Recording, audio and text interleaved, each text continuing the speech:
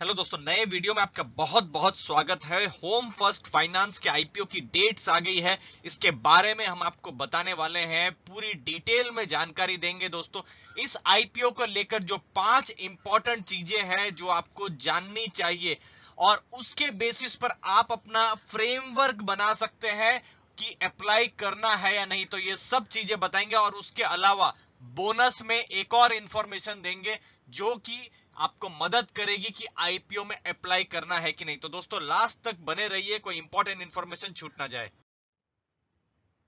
तो दोस्तों, आईपीओ की डेट है जनवरी 21 से जनवरी 25। ये 3 दिन का आईपीओ है। जनवरी 23 और 24 शनिवार और रविवार का दिन है, छुट्टी का दिन है।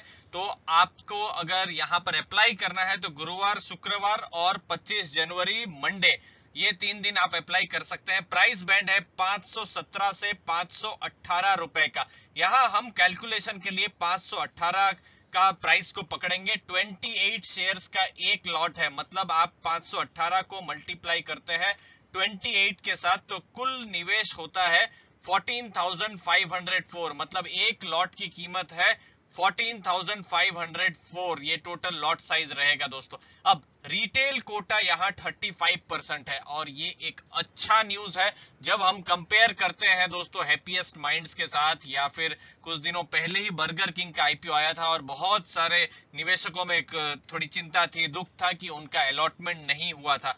लेकिन ये 35% का जो रिटेल कोटा है, इसके बारे में भी हम आपको थोड़ी देर में बताएंगे और कैसे आपके अलॉटमेंट के चांसेस यहां बढ़ेंगे। तो यहाँ है दोस्तों टेंटेटिव टाइमलाइन जनवरी 21 से 25। जैसे कि हमने डिस्कस किया, 23 और 24 मार्केट बंद रहेगी। 29 तारीख को अलॉटमेंट की बात है और 1 तारीख को रिफंड्स हो जाएंगे। अब यहाँ पर 1 तारीख बहुत ही महत्वपूर्ण है। मैं आपको थोड़ी देर के बाद बताऊंगा कि क्यों 1 तारीख जरूरी है।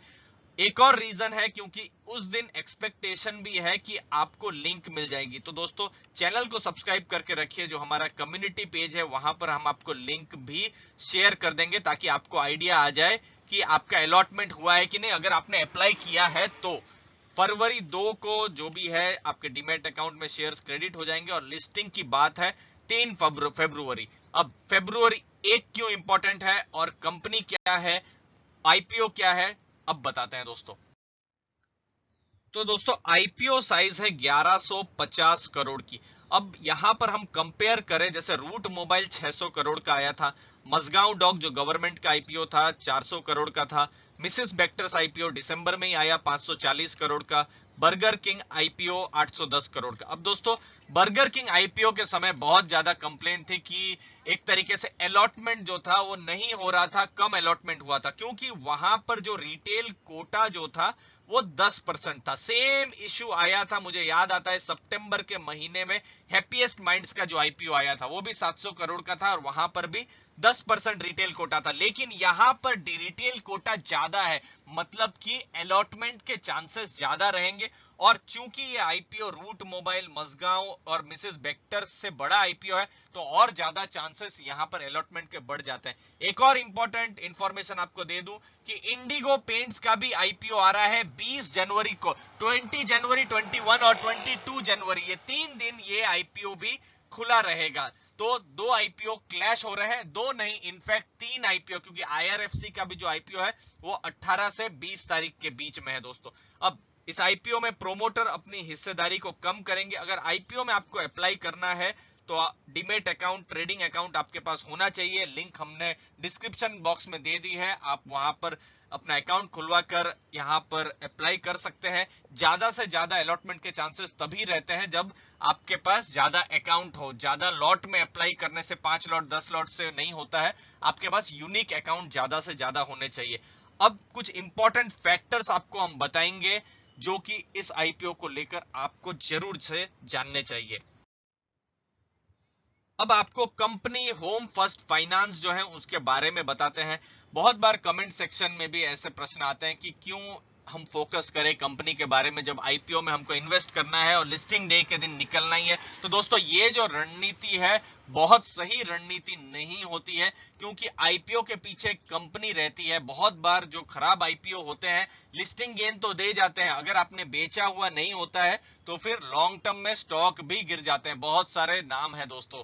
अब ये कंपनी के बारे में हम बात बताएं कि home first finance affordable housing में बड़ा नाम है, और जो चीज हमको बड़ा ही इंटरेस्टिंग लगा और जो मोटिवेटिंग लगा इस आईपीओ के लिए वो था इनके फाउंडर्स मिस्टर पीएस जयकुमार और मिस्टर जेरी राव। अब मिस्टर पीएस जयकुमार कौन है? वो बैंक ऑफ बड़ौदा के सीईओ और एमडी रह चुके हैं। अब दोस्तों बैंक ऑफ बड़ौदा है गवर्नमेंट बैंक, पीएसयू बैंक में अगर कोई एमडी सीईओ होता है तो उन्हीं के रैंक से कोई आता है, लेकिन ये एक प्राइवेट सेक्टर में उन्होंने काम किया था, सिटी बैंक में उन्होंने काम किया था और गवर्नमेंट ने उनको बैंक ऑफ बड़ौदा का जो टर्न अराउंड है उसके लिए चुना था और उन्होंने अच्छा काम भी किया है। मिस्टर जेरी राव, एम्फासिस करके आपने कंपनी जरूर सुनी होगी, लिस्टेड कंपनी है, एक मिड कैप में बड़ा नाम है। एम्फासिस के वो फाउंडर और सीईओ हो रह चुके हैं दोस्तों, फाउंडर है और सीईओ इससे पहले थे। आज होम फर्स्ट फाइनेंस के बारे में हम बात करें तो महाराष्ट्र, कर्नाटका, तमिलनाडु, गुजरात में बड़ा इनका बिजनेस है और यहाँ पर प्राइवेट एक बड़े इक्विटी कंपनी ने यहाँ पर अपना स्टेक खरीदा है। सिर्फ 7 दिन पहले, आईपीओ के 7-10 दिन पहले ही एक बड़ा स्टेक खरीदा है। जनरली आईपीओ से पहले स्टेक बेचा जाता है, लेकिन स्टेक खरीदा है, वो मैं आपको थोड़ी देर में बताने वाला हूँ वो क्या चीज है, क्या स्टोरी है दोस्तों। कंपनी ने बहुत ही अच्छा प्रॉफिट और ग्रोथ दिया हुआ है इनके अगर पास्ट के फाइनेंशियल्स देखें, लेकिन अप्लाई करना है कि नहीं, तो क्या फ्रेमवर्क होना चाहिए आपका होम फर्स्ट फाइनेंस में अप्लाई करने से पहले, वो आपको बता देते हैं दोस्तों। ये है करंट फैक्टर्स क्या कंसीडर करने हैं और ये आपको पूरा डिसीजन लेने में मदद करेगा दोस्तों। सबसे पहली चीज होती है जीएमपी या ग्रे मार्केट प्राइस या फिर जो डब्बा भाव जो कहा जाता है, वो आज की तारीख में 20% के पास है। मतलब कि बहुत सिंपल शब्दों में अगर कंपनी आज लिस्ट होती है होम फर्स्ट फाइनेंस तो फिर 20% तक का ये मुनाफा दे सकती है। लेकिन जीएमपी में सबसे बड़ी रिस्क क्या है कि ये रोज चेंज होता रहता है, रोज फ्लक्चुएट होता रहता है। आज 20% है तो कल 30-40% भी हो सकता है, कल ये 0 भी हो सकता है। लेकिन आज ये बहुत ही मजबूत है और इसको हमको रेगुलरली चेक करना है। यहां पर मुझे जो पर्सनली एक रिस्क जो लगती है वो है बजट फैक्टर। देखिए फरवरी 1 को बजट आने वाला है। अब बजट, मार्केट, वोलेटिलिटी सब साथ में ही चल रहा है।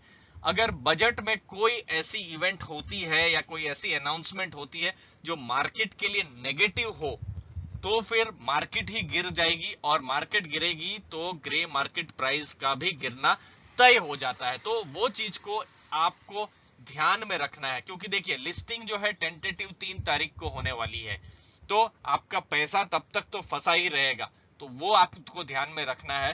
3 तारीख को लिस्टिंग है तो उस रिस्क को आपको ध्यान में रखना ही है जब आप यहाँ पर अप्लाई कर रहे हैं। फिलहाल तो 20% का अभी प्रॉफिट बता रहा है, लेकिन अगले 10 दिन में बहुत कुछ हो सकता है।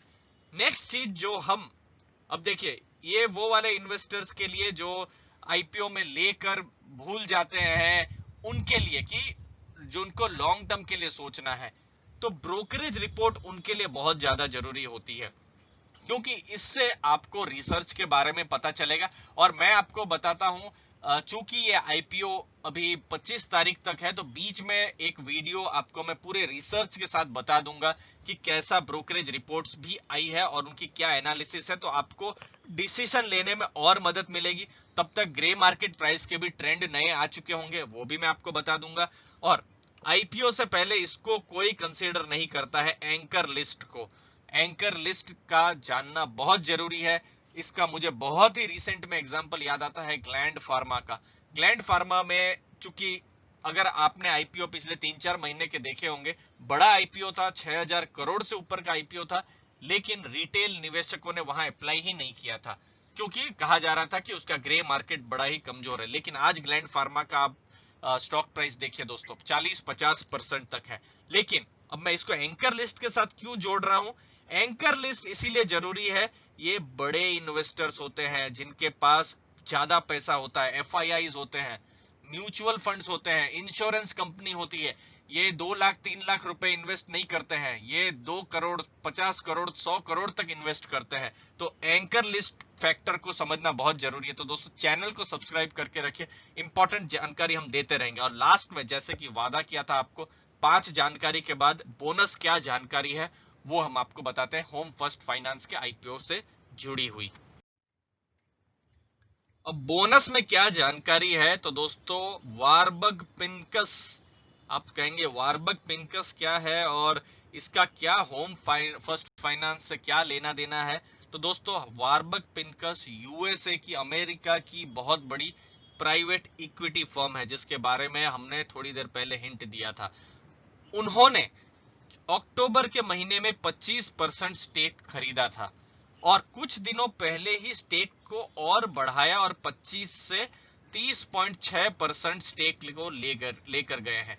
अब यहाँ इंटरेस्टिंग क्या है, जनरली जब IPO आता है तो जो एग्जिस्टिंग इन्वेस्टर है स्टेक बेचते हैं। तो अक्टूबर में उन्होंने स्टेक लिया तो वो बेच भी सकते थे या फिर खरीद नहीं भी सकते थे अक्टूबर के महीने में, लेकिन उन्होंने खरीदा और IPO के ठीक पहले भी उन्होंने अपना स्टेक बढ़ाया। तो इतना बड़ा पी जो हाउस है वो आज कंपनी को देख रहा है, उनके फाउंडर्स को, उनके मैनेजमेंट को और बिजनेस को, तो इन सब चीजों को वो देख रहा है और उस पर उनको कॉन्फिडेंस है, तभी तो इतने बड़े प्राइवेट इक्विटी फर्म ने 25% और अब तो 30% से ज्यादा का स्टेक लिया है। 700 करोड़ का ट्रांजैक्शन अक्टूबर के महीने में था। तो दोस्तों जब आप अप्लाई कर रहे होंगे तो जो फ्रेमवर्क्स आप देख रहे हैं उसके अलावा ये वाला जो फ्रेमवर्क जो रहेगा वारबर्ग पिंकस का, ये भी आपको हेल्प करेगा। बाकी जो भी नई इंफॉर्मेशन आएगी वो हम आपके साथ शेयर कर देंगे। वीडियो अच्छा लगा तो जरूर लाइक शेयर सब्सक्राइब कीजिए। आपके समय के लिए दोस्तों बहुत बहुत धन्यवाद।